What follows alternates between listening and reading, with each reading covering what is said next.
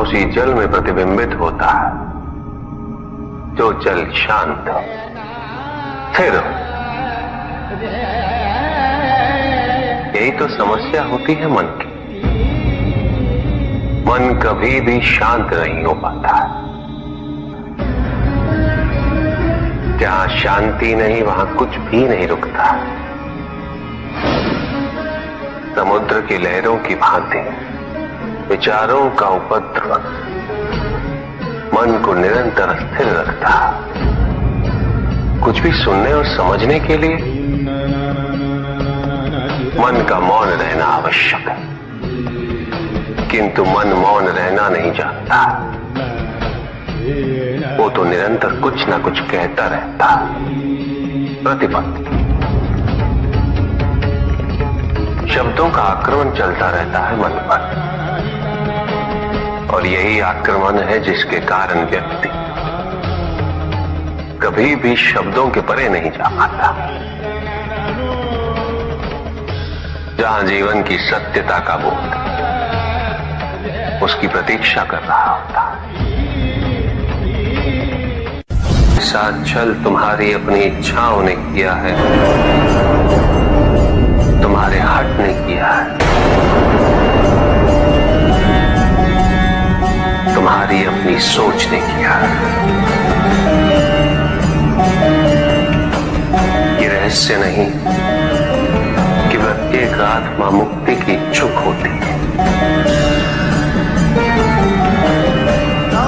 जो मरता है वो है पंचभूतों से निर्मित शरीर,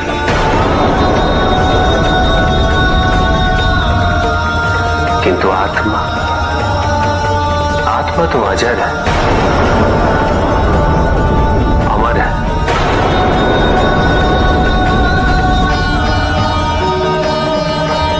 जिसकी यात्रा मोक्ष पर संपूर्ण होगी।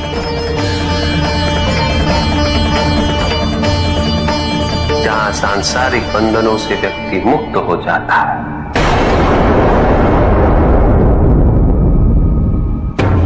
सारी इच्छाएं लुप्त हो जाती। किंतु तुमने तो कभी सत्य की खोज ही नहीं की। तुम तो सदैव उन तत्वों को ढूंढते रहे जो तुम्हारे अहंकार के पोषण हेतु आवश्यक थे।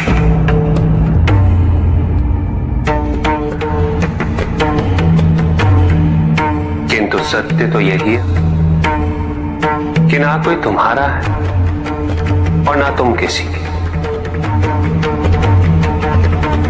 जो है वो परमात्मा का है, और जो नहीं वो भी परमात्मा का ही है। इस शरीर में तुम इस सत्य से अनभिज्ञ हो, किंतु इस शरीर के पूर्व तुम्हें इस सत्य का बोध था, और इस शरीर के पश्चात भी रहेगा। प्रश्न ये है कि क्या तुम इस सत्य को अभी स्वीकार करना चाहते हो? यदि करते हो तो परिवर्तन का मार्ग स्वतः प्रदर्शित हो जाएगा। आजीवन तुम प्रत्यक्ष को ही सत्य मानते रहे, परोक्ष सदैव महत्वहीन रहा। तुम्हारे पास यही अवसर है। भक्ति हेतु यदि कुछ अनिवार्य है तो केवल भक्ति ही।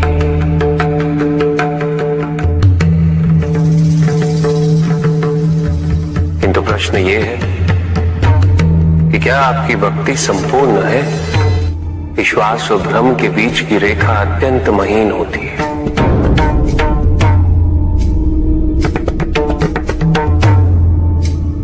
असंख्य व्यक्ति ये नहीं समझ पाता कि उनका विश्वास विश्वास है या भ्रम।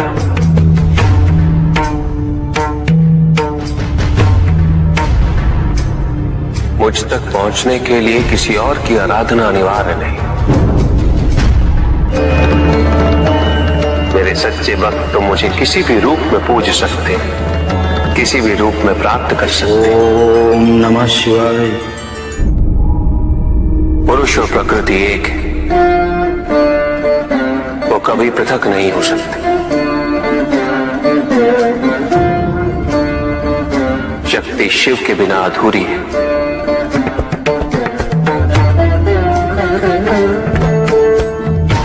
और शिव तो शक्ति के बिना शव के समान है।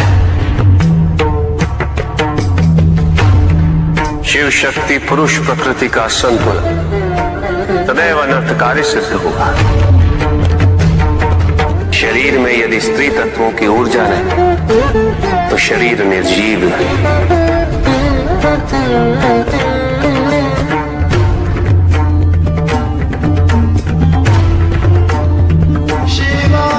शक्ति और शिव के संपूर्ण रहस्यों को समझ लेना भक्ति, ज्ञान और तपस्या की पराकाष्ठा है।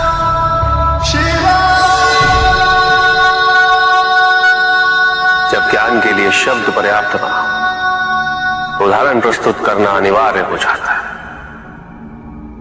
केवल आपके लिए ही नहीं, अपितु आपके माध्यम से समस्त संसार को शिव और शक्ति की संयुक्तता से पुनः अवगत कराना इस प्रसंग का उद्देश्य था। चुप। सत्य को जानने के लिए वन में जाना अनिवार्य नहीं है। अपने निजी, पारिवारिक और सामाजिक दायित्वों का परित्याग भी आवश्यक नहीं है। सत्य तो सदैव हमारे साथ है, हमारे सामने है, किंतु हम स्वयं धीरे धीरे उस पर अपने क्रोध, अपने अहम, भय, विचार और महत्वाकांक्षाओं जैसे कई आवरण चढ़ा देते हैं। सत्य हमसे नहीं, हम स्वयं सत्य से दूर हो जाते हैं।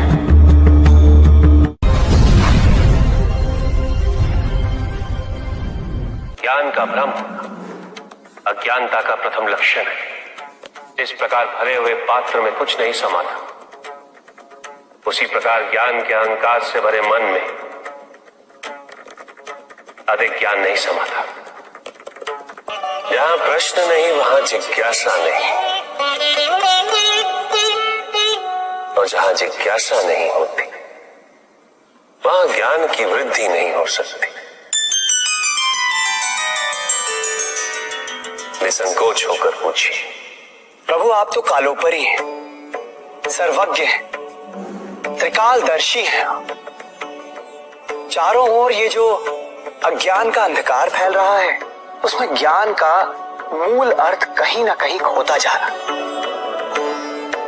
मेरा आपसे विनम्र निवेदन है प्रभु, किसी अन्य विषय पर चर्चा आरंभ करने से पूर्व हमारे और इस समस्त संसार के कल्याण और मार्गदर्शन हेतु आप ज्ञान की मूल परिभाषा से एक बार हमें पुनः अवगत करवाएं। ज्ञान और अज्ञान की परिभाषा को स्पष्ट रूप से समझने के लिए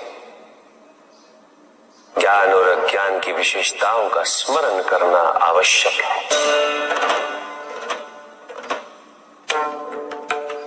जिसके कारण स्वार्थ, विनाश, क्रूरता, अशांति और भय में वृद्धि हो, वह ज्ञान है। किंतु जो व्यक्ति को उदार, निर्भीक, सहनशील और विनम्र बनाए, वही ज्ञान है। अज्ञान की शक्तियां दुरुपयोग करने हेतु प्रेरित करती हैं, किंतु जो अपनी शक्तियों और अपने सामर्थ्य के प्रति